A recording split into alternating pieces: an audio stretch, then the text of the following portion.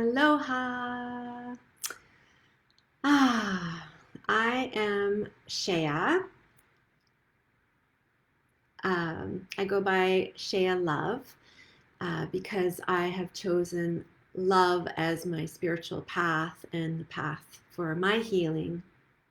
I am a sacred healer, and I have devoted the past 20 plus years to healing myself, supporting others to heal individually and in groups, and to train healers as well, to support others and becoming healers to support others. And I'm on this mission, this purpose to spread healing and awakening in my community, on the planet, because we desperately need it. There are a lot of hurting people in the world, and I've come to know and experience firsthand that hurting people hurt others. And this has to stop. We are perpetuating trauma over and over again in our families, in our intimate relationships, in our communities, in our societies. And healing is possible. This is what I stand for, that the hurt doesn't have to perpetuate and continue and grow and get passed on through generation to generation. I am a descendant of survivors of the Holocaust. So I have, deep, deep legacy wounds in my lineage that I've been working on and continue to work on really hard to heal, and they run deep. I still struggle with issues of trust, issues of feeling like I belong, like I'm wanted, like I'm important. And this comes through the lineage of my part of my race, my ancestry, trying to be eliminated off this planet. And many of us carry these kinds of legacy wounds. Then, of course, there's our family wounds, because our parents have been hurt from the trauma that their parents have experienced, and it goes on and on and on. And then also there's hurt by our peers, the hurt that we experience, and invalidation from media and society. There's so many levels of trauma and hurt and pain that we experience. So I'm getting a message, close. Anyway, I'll just hope and trust that this is working well. So I have been struggling with my own personal wounded parts to step up and be more visible and take a greater stand for healing.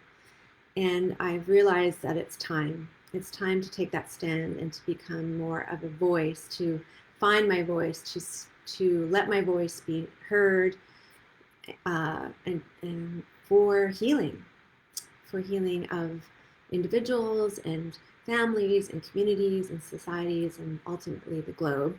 I know that's a huge task, and that's part of my, makeup, is there's this part that wants to save the world. I have to own that and admit that, and it doesn't mean that I think that I can or will, but I do feel like I have to do everything in my power to try to help make that happen. Because why not, right?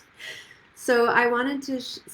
I've committed to doing the Sacred Healing Support Series, and it's going to be a series of videos shared, maybe on a schedule, maybe spontaneously. I haven't fully decided yet. I just decided I need to start. I can't wait till I have it all worked out and it's all perfect. So I just wanted to start by introducing myself and declaring who I am and what I stand for, and to share some of the guiding principles that I've come to see is part of sacred healing. And part of this series, I'll be talking about, like, what is sacred healing? And I really encourage a dialogue. I really encourage engagement. I encourage, contribution, questions, your wisdom.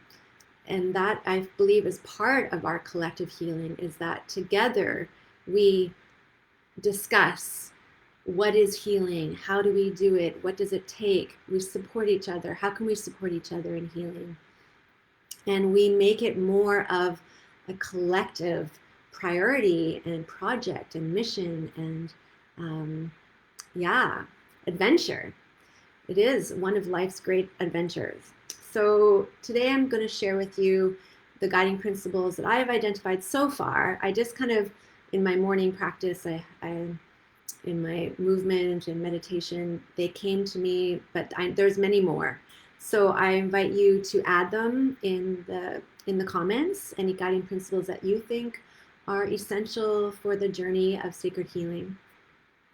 So first off, I already mentioned it, healing is possible. That is our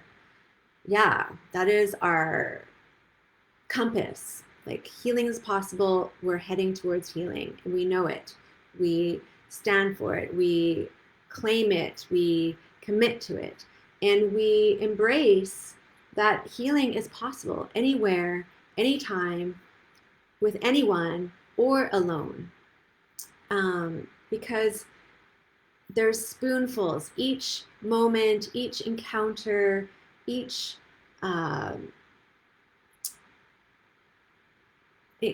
each little element or piece that we do towards our healing kind of adds to the scale. And we never know what spoonful is going to tip that scale and catalyze or just like bring that sense of alignment that healing ultimately is coming home, coming into alignment with ourselves, our mind, body, heart, and spirit, coming home to ourselves and being self-led and harmonizing our system. And I'll get into that a bit more at other videos. There's the internal family system. There's all these parts within us, and there's many parts within us that are involved in the journey and adventure of healing. So that is the guiding principle number one. Healing is possible. Number two, everything, every moment, every encounter, challenge, adversity is an opportunity for healing and awakening.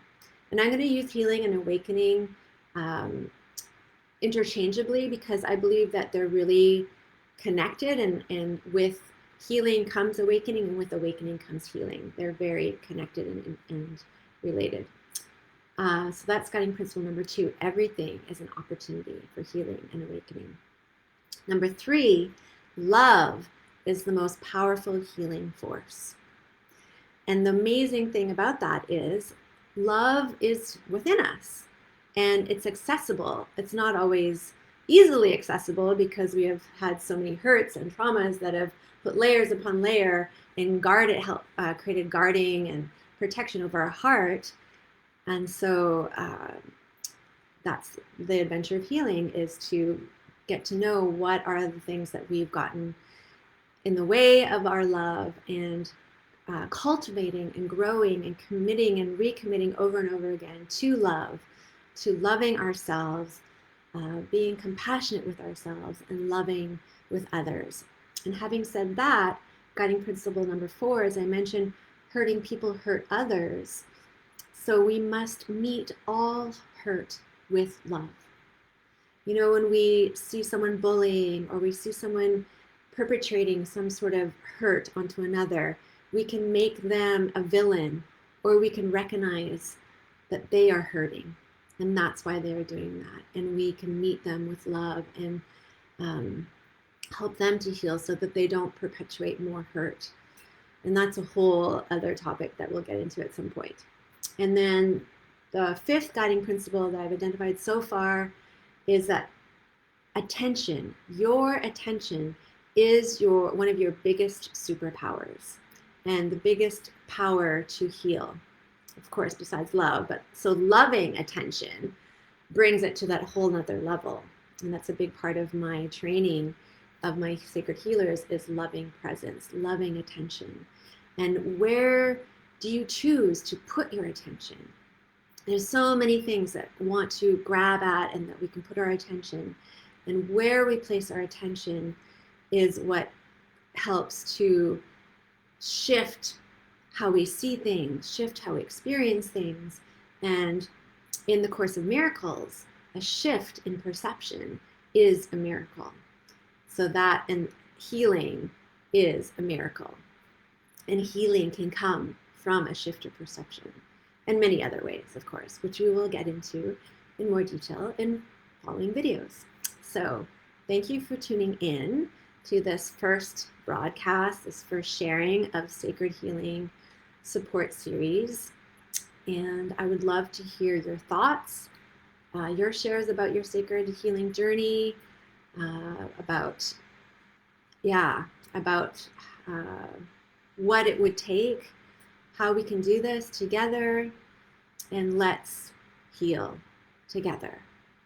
Healing is possible. Thank you. Bless you.